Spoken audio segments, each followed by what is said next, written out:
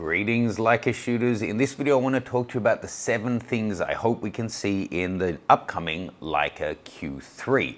Now, it's not announced yet. I'm expecting it's going to come out middle of 2023, and if we look at the succession of models, the Leica Q came out in June 2015 and that was $4,250 US.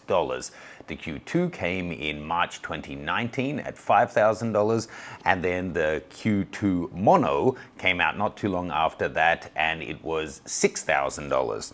Based on that timeline, we can expect a Q3 to be coming out sometime soon. You also need to pair in when they updated the M lineup, because that trickles down to this series, and then maybe a Mono at the end of the year or 2024. Running through the 6 things. I should say that from the outset, I've shot with all of the Qs fairly extensively, the Q1, the Q2, and also the Q2 Mono. It's probably my favorite, but it's a lot of money to invest just on a monochrome camera when you can get pretty great monochrome results from the original Q2 or any camera really. First off, the things that we're most likely to see. That new 60 megapixel sensor that they've put into the M11, I think we can expect to see that come down here. That would be great. Do you need all of that resolution all the time? Not necessarily, but given that this has the different crop options based off its wide focal length, you know, once you're in at the longest focal length on the Q2, you're down to something like 7 megapixels, so the bump in resolution would certainly be welcome. Number 2, that internal memory. It's kind of trifling at 64 gigabytes in this day and age. It's barely the minimum accepted. I mean, the X2D came in with a full terabyte of internal storage, but it would be nice to see some come in here. If they could bump it up to 128, that would be even better, but some internal storage, it does really come in handy, especially on these cameras that only have one card slot. Something that I would personally really like to see in terms of an update is a slight improvement on ergonomics. I know Leica like to stay tried and true. Once they get a certain design, they stick with it. The rear cutout for your thumb is an improvement, but I think they could do that a little bit better and maybe even putting something a little on the front.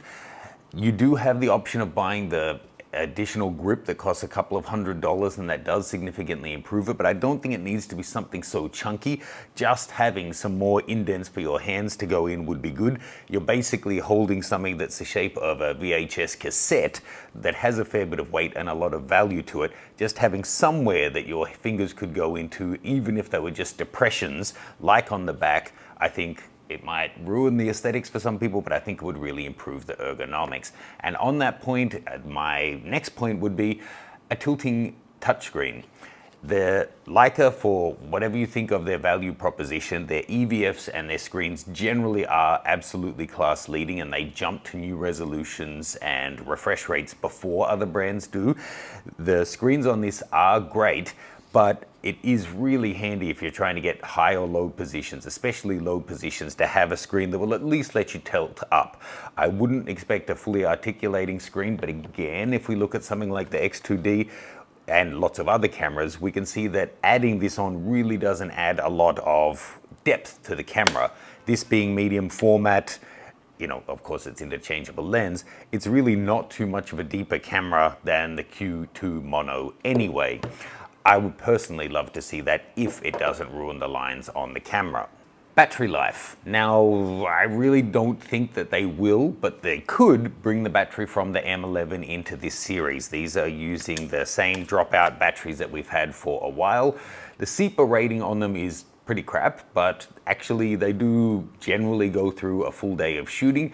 But given that the external charger is so chunky, and the batteries aren't too small either, the juice you're getting out of them, it's not that impressive. So if they could increase the capacity inside the battery, which we've seen in other batteries from other manufacturers in the past, where they can just get an extra 10 or 20% of voltage in there, or be more efficient in how it's used, improved battery life would be great. Having a walk around camera that doesn't require additional second and third battery for a heavy day of shooting is really welcome. The second to last one would be the shutter speed. Now, the Q2 maxes out at 1/2000th of a second. Again, for street, it's not too bad of a thing, but with an f1.7 aperture shooting on the street, you can max that out fairly easily. So the M11 has brought in the shutter that will go up to 1/16,000th of a second. I would love to see that brought across here as well. Opens up a lot more creative possibilities. And the only other one, which is totally in the hand, well, they're all totally in the hands of Leica, obviously, would be the price. I would personally expect to see the Q3 come in at around $5,500 US. That's still a lot of money. But if we look at them, the first one jumped $750. The monochrome jumped $1,000 from the Q2 to the Q2 mono.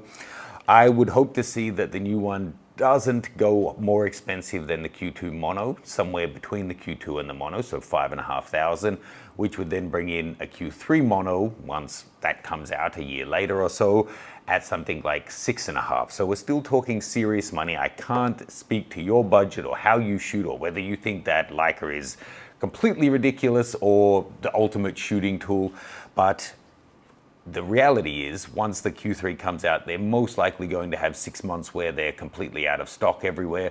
So it's hard to make an argument that they should be lowering the prices on them or keeping them in check. Supply chains all around the world have been feeling the bite. It could come in as high as 6,000 or even 6,250 or something like that, but I really hope they can keep it in at that $5,500 mark. If you are a Leica shooter, then let me know your thoughts. What are you shooting with and what do you hope will be the specs and what do you guess the price is going to be? If you're actually a Hasselblad shooter, let me know your thoughts on that guy, and if you would like to see something like this from Hasselblad, a real premium all-in-one non-interchangeable lens camera. If you are in the Hasselblad system, check out my expert setup guide. There's a link below. It'll show you all the different features of this camera, the complete menu system, and how to get the most out of it. Leave me your questions and comments. I'll see you soon.